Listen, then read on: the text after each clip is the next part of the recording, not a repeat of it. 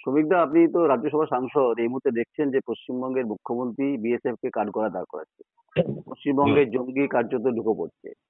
আপনার 2014-15 আপনার বর্ধমানে খাগড়াগড়ের কথা মনে আছে, সে সময় এনআইএ কে আসতে খেতে বাধা।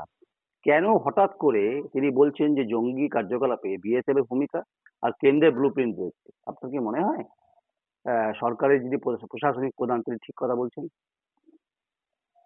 দেখুন, নিজেদের সার্বিক ব্যর্থতা থেকে দৃষ্টি করাতে মুখ্যমন্ত্রী এ ধরনের বিবৃতি চালিয়ে যাচ্ছেন এবং তৃণমূল কংগ্রেসেরও বিভিন্ন স্তরে হুম।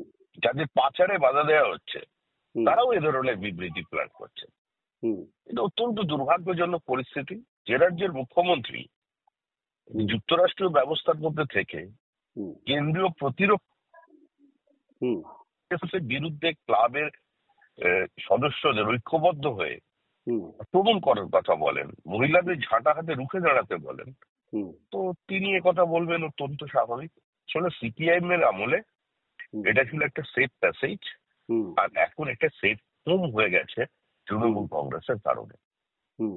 তৃণমূল শ্রমিক। কংগ্রেস হুম। সংখ্যালঘুদের এবং হুম। উগ্রপন্থীদের একই পংক্তিতে দাঁড় করিয়ে দিয়েছে। হুম। সমস্ত হুম। উগ্রপন্থী বা যারা সন্ত্রাসবাদী আছেন তাদের ধর্ম ইসলাম, কিন্তু হুম। সমস্ত মুসলমান তো আর এই মৌলবাদকে সমর্থন করছে না।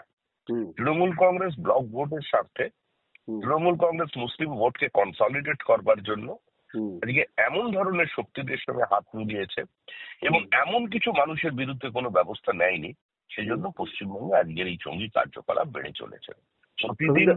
একটা হুম। জিহাদি কার্যকলাপ হুম। যেরকম বেড়েছে, একটা গত 7 বছর যাবৎ বিভিন্ন জায়গায় আহ, প্রায় ভারত বিরোধী বক্তৃতা চলেছে, হুম। ভারতের সংখ্যাগরিষ্ঠ মানুষের বিরোধী বক্তৃতা চলেছে। পুলিশ হুম। কোনো সুমোটো অ্যাকশন নেয়নি।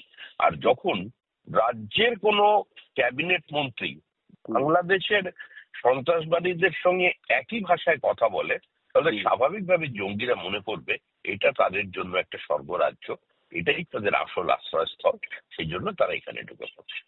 আমার শেষ প্রশ্ন, আপনি তো পার্লামেন্ট ডেমোক্রেসিতে রয়েছেন রাজ্যসভায়, আপনি মেঘবালিকার কথা বারবার বলেন, তাহলে রাজ্যসভায় দাঁড়িয়ে এই পশ্চিমবঙ্গ সরকার যে বিএসএফ এবং দেশের সার্বভৌমত্ব নিয়ে প্রশ্ন তুলছে, এটাকে আপনি দৃষ্টি আকর্ষণ করবেন আগামী সেশনের ক্ষেত্রে সময় রাজ্যসভায় দিকে সাংসদ হিসেবে? এখন স্বাভাবিকভাবেই এটা একটা দায়িত্বের মধ্যে পড়ে। হুম। আমি সংসদীয় গণতন্ত্রে অংশগ্রহণ করেছি, আমি বহুদলীয় ব্যবস্থাকে স্বীকার করছি। হুম। আমি যুক্তরাষ্ট্রীয় কাঠামোর মধ্যে থেকে হুম। দেশে বা রাজ্যে কাজ করবার জন্য সংকল্পবদ্ধ হয়েছে। তো সেখানে দাঁড়িয়ে একটা রাজনৈতিক দল যদি প্রতি মুহূর্তে গোটা সাংবিধানিক ব্যবস্থা, যুক্তরাষ্ট্রীয় ব্যবস্থাকে অস্বীকার করে এবং এমন কিছু স্টেটমেন্ট করে যেটা পাকিস্তানের সংবাদপত্রের প্রথম পাতায় প্রকাশিত হয়, দুদিন ধরে সেখানে টক শো চলে, কারণ পাকিস্তানের বক্তব্য কাশ্মীরের বিচ্ছিন্নতাবাদী বক্তব্যের সঙ্গে যদি রাজ্যের কোনো মাননীয় মন্ত্রীর বক্তব্য একই জায়গায় পৌঁছে যায়, মুখ্যমন্ত্রীর বিবৃতি যদি কাশ্মীরের পাথর ছোড়াদের বিবৃতির সঙ্গে সমার্থক হয়ে যায়, তাহলে নিঃসন্দেহে সেটা জাতীয় স্বার্থে, দেশের আভ্যন্তরীণ নিরাপত্তার স্বার্থে, সার্বভৌমত্বের স্বার্থে অত্যন্ত একটা বিপজ্জনক অবস্থায় নিয়ে যাচ্ছে এবং সেটার স্বার্থে আমাদের প্রত্যেকেরই এগিয়ে আসা উচিত।